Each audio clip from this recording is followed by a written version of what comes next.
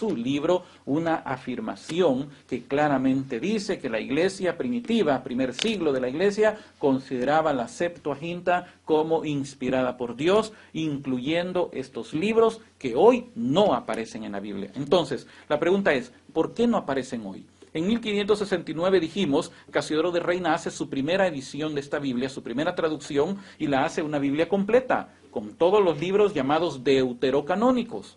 En 1602 se publicó en Ámsterdam, y esto que estoy leyendo también se encuentra en este mismo libro, y breve historia del canon bíblico. En 1602 se publicó en Ámsterdam la segunda edición de la Biblia de Casiodoro de Reina en revisión de Cipriano de Valera. Por eso es que esa Biblia se llama Reina Valera. Y la peculiaridad de esta revisión fue que Cipriano de Valera lo único que hizo fue una revisión gramatical y lingüística de la Biblia que había traducido Casiodoro de Reina, ya que muchas palabras que ocupó Casiodoro de Reina en castellano, 40 años después habían caído en desuso. Entonces lo que hizo Cipriano de Valera fue hacer una revisión gramatical. Y este señor lo que hizo fue dejar la Biblia intacta como la había dejado Casiodoro de Reina 40 años antes. Entonces, la Biblia original de Reina Valera era una Biblia católica completa. ¿Qué ocurre hoy? ¿Por qué no aparece esa Biblia? ¿Por qué no aparecen esos libros? Sigo leyendo lo que dice en este libro, Breve Historia del Canon Bíblico. Las sociedades de Edimburgo y de Glasgow protestaron enérgicamente porque la sociedad bíblica estaba editando las Biblias completas con todos estos libros llamados deuterocanónicos. Para entender quiénes eran estas sociedades de Edimburgo y de Glasgow.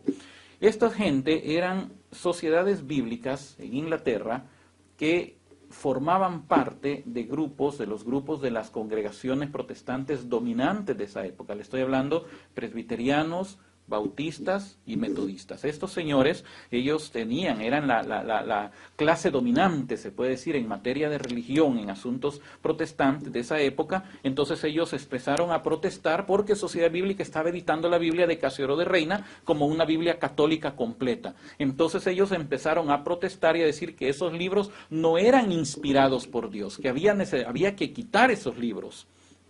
Recuerde que Lutero fue uno de los primeros que comenzó a quitarle libros a la Biblia porque habían ciertos libros, como por ejemplo el libro de Santiago, que votaba la doctrina de él de la sola fe. ¿Qué es lo que enseña la doctrina de la sola fe? Que usted no tiene nada más que creer, levantar su mano, aceptar a Cristo y usted ya se salvó. No necesita hacer obras, no necesita hacer nada más que solamente creer. ¿Y qué es lo que nos enseña Santiago? Tú tienes fe, yo tengo obras. Muéstrame tu fe sin obras y yo te voy a mostrar mi fe a través de mis obras. No es que las obras nos salvan, queridos amigos, pero las obras son el testimonio de la fe que nosotros ahora tenemos como cristianos. Entonces a Lutero no le convenían este tipo de escrituras, entonces él comienza a quitarle o a restarle autoridad a ciertos libros de la Biblia. Pero estas sociedades bíblicas comienzan a presionar en 1820 a Sociedad Bíblica para que dejara de publicar Biblias con estos libros. Sigo leyendo. La controversia arreció más todavía e hizo crisis cuando la Sociedad de Edimburgo notificó a la de Londres que de seguir esta ayudando a la publicación y distribución de Biblias con aquellos libros, les suspendería su aportación económica. ¿Me está escuchando, mi querido amigo? Les suspendería su aportación económica, la cual ascendía ya entonces a más de 5.000 libras esterlinas anuales. Como esto sería un golpe muy duro a las finanzas de la Sociedad Bíblica, esta tomó en 1825, reiterándola en 1826 y completándola en 1827, una decisión que sería la final, que se reconozca plena y claramente, dice la ley de sociedad bíblica, que la ley fundamental de la sociedad limita sus operaciones a la circulación de las Sagradas Escrituras y excluye la circulación de los libros deuterocanónicos. Esto significaba de inmediato que la sociedad no destinaría más fondos en lo sucesivo a costear o subvencionar Biblias que contuvieran los libros deuterocanónicos. Mis queridos hermanos, En 1827, Sociedad Bíblica quita esos libros por presiones económicas. ¿Qué es lo que le dicen a la gente? Que se los han quitado porque la Iglesia Católica los añadió porque no son inspirados. ¿Cuál es la verdad? Que esos libros fueron quitados. Y le voy a dar un ejemplo, una sencilla razón por la cual esos libros fueron quitados. Porque no convienen a la fe protestante. ¿Qué es lo que se enseña en la fe protestante? Que cuando uno se muere, lo sepultan y está dormido esperando el día de la resurrección. Y que una vez uno muere ya no hay esperanza para ninguna parte, de ninguna manera que uno pueda obtener algún tipo de perdón. ¿Qué es lo que nos enseña la doctrina católica? La doctrina católica nos enseña que cuando una persona muere, en gracia de Dios, y esto lo dice el catecismo, y se lo voy a leer, catecismo numeral 1030, refiriéndose al purgatorio, los que mueren en la gracia y en la amistad de Dios, pero imperfectamente purificados. No tuvieron el tiempo para tener su sacramento de confesión, su última unción, o la unción de los enfermos, o la extrema unción, como se le llama. No tuvieron la oportunidad de morir plenamente, sí murieron en gracia de Dios, pero no debidamente purificados, aunque están seguros de su eterna salvación, sufren después de su muerte una purificación, a fin de obtener la santidad necesaria para entrar a la alegría del cielo. Eso es lo que dice Jesús claramente.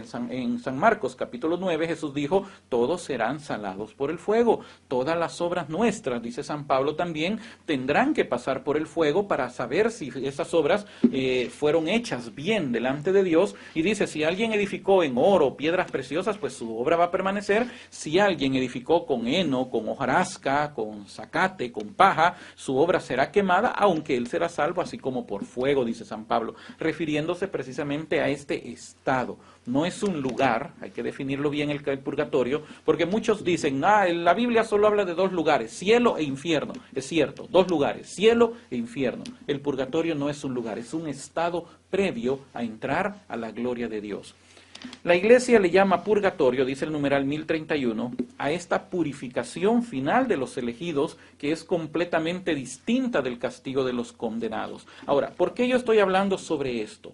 Porque precisamente en el segundo libro de Macabeos, capítulo 12, un libro que ha sido quitado de la Biblia protestantes, cuando Macabeos con sus soldados judíos van a la guerra, después de la batalla, ellos llegan a recoger los cadáveres de los que habían muerto en esa batalla, defendiendo la ley, defendiendo el templo, defendiendo la religión. Entonces, cuando les quitan sus corazas, encuentran que ellos, abajo de sus corazas, llevaban ciertos ídolos de una ciudad llamada Yamnia. Entonces, ellos andaban, pues, prácticamente ídolos abajo de su coraza. Y dice Macabeo, ahora entiendo por qué estos murieron, porque no estaban caminando bien delante de Dios. Entonces, lo que hizo Macabeo hizo una colecta, reunió una colecta de dinero, la mandó a Jerusalén para que los sacerdotes judíos ofrecieran un sacrificio de expiación, un sacrificio de perdón para estas personas que habían muerto durante la batalla. Mis queridos amigos, si ya una vez muerto uno no hay esperanza, ¿por qué entonces Macabeos hace eso? Y está escrito en un libro que la Iglesia siempre lo consideró inspirado por Dios. Entonces, ¿qué nos enseña eso, mi querido amigo? Lo que Jesús afirma. Todo pecado en esta tierra será perdonado, menos la blasfemia contra el Espíritu Santo, dijo Jesús. Ese pecado no será perdonado ni en esta vida, ni en la venidera, ni en este siglo, dicen algunas versiones, ni en el siguiente siglo. ¿Qué significa eso? Que sí hay pecados que podrán ser perdonados después de nuestra salida de esta tierra. Pero claro, eso no le conviene al protestantismo, aparte de otros detalles más. ¿Y qué es lo que han hecho? Han quitado esos libros de la Biblia. Otro error grande de traducción es la palabra Jehová. Dios no se llama Jehová. Son 4 letras hebreas que conforman el nombre de Dios, que son la Y, la H, la W y la H. ¿Qué es lo que hacían los judíos en esa época? Ellos intercalaban las vocales de la palabra Adonai en las consonantes de las 4 letras del nombre de Dios, ya que ese nombre es impronunciable. Si usted lee literalmente, la transliteración en el hebreo se lee Yahová, pero ellos nunca pronunciaban la palabra Yahová. sino que el nombre de Dios es Yahvé, pero tampoco pronunciaban Yahvé. Entonces, ¿cómo leían esa parte? Adonai, que fue lo que hizo Casiodoro de Reina cuando vio esos manuscritos. Tradujo literalmente Jehová y de ahí ha generado el nombre Jehová. El nombre Jehová no existe, es un error de traducción. Entonces, todos estos detalles, queridos amigos, con la Biblia, al irlo yo estudiando, iba dándome cuenta que no eran las cosas como a mí me las habían enseñado. Otro detalle importante que me hizo regresar a la iglesia, que me ha hecho a mí volver a ser católico nuevamente, y es con respecto al Papa. ¿Quién es el Papa? La iglesia le llama al Papa el sucesor de Pedro. ¿Quién era realmente Pedro? Cuando nosotros leemos la palabra de Dios, muchos creemos que Pedro fue el primer apóstol. Realmente Pedro no fue el primer apóstol, pero hay un detalle bien importante. Dice el Evangelio de Juan que Andrés, el hermano de Pedro, era uno de los seguidores, de los discípulos de Juan el Bautista. Un día Jesús iba pasando y Juan el Bautista dijo, ahí está el Cordero de Dios que quita el pecado del mundo. Inmediatamente Andrés, junto con otra persona que también era discípulo de Juan, siguieron a Jesús. Cuando llegan donde Jesús le preguntan, Señor, ¿a dónde vives? Pues vengan y van a ver. Este muchacho Andrés después va a buscar a su hermano Pedro y le dice, ven que hemos encontrado al Mesías. Cuando le presenta a Pedro, entonces Jesús claramente le dice, tú eres Pedro, y más adelante se lo reafirma y lo recibe a Pedro. Cuando usted lee el Evangelio de Lucas, cuando da el listado de los apóstoles, dice, y los discípulos o los apóstoles de Jesús eran, en primer lugar o primeramente, Pedro. Así lo dice claramente. Primero Pedro, después su hermano Andrés, después y empieza a dar la serie de nombres. Pero Pedro no fue el primer apóstol. ¿Por qué Lucas lo pone de primero? ¿Por qué cuando Juan y Pedro corren al sepulcro, Juan espera a que llegue primero Pedro? Porque desde el primer momento hubo un respeto a la figura y autoridad de Pedro. ¿Qué fue lo que Jesús le dijo a Pedro en el Evangelio? Tú eres Pedro. La palabra Pedro en arameo es Keifas. Y ese era el sobrenombre que Jesús le había puesto a Simón. Tú eres Pedro, y sobre esta piedra, refiriéndose a Jesús, no a la declaración de Pedro, porque ese versículo se explica en el protestantismo que la piedra que Jesús refiere no es Pedro, sino es la declaración de Pedro. Tú eres el bendito, el Hijo del Dios bendito. No, se lo está diciendo a Pedro literalmente. Tú eres Pedro, y sobre esta piedra, sobre ti, edificaré mi iglesia.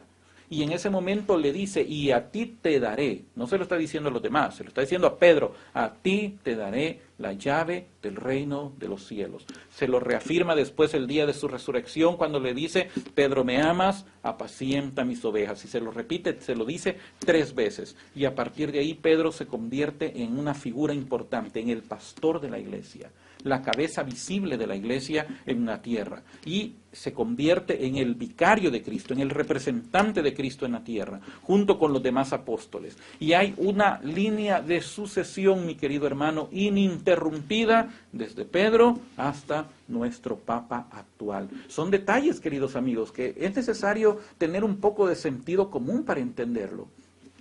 ¿Desde cuándo vienen las diferentes congregaciones que no son católicas? No tienen ni 500 años, mis queridos amigos. La Iglesia Católica, históricamente, se puede rastrear su origen desde el tiempo de los apóstoles. Pedro no estuvo en Roma, dicen algunos. Pero ¿qué es lo que escribe Pedro en su primera epístola? La iglesia que está en Babilonia les manda saludos. ¿Quién era la iglesia de Babilonia? Babilonia se le llamaba, o era el apodo que los cristianos le habían puesto a la ciudad de Roma.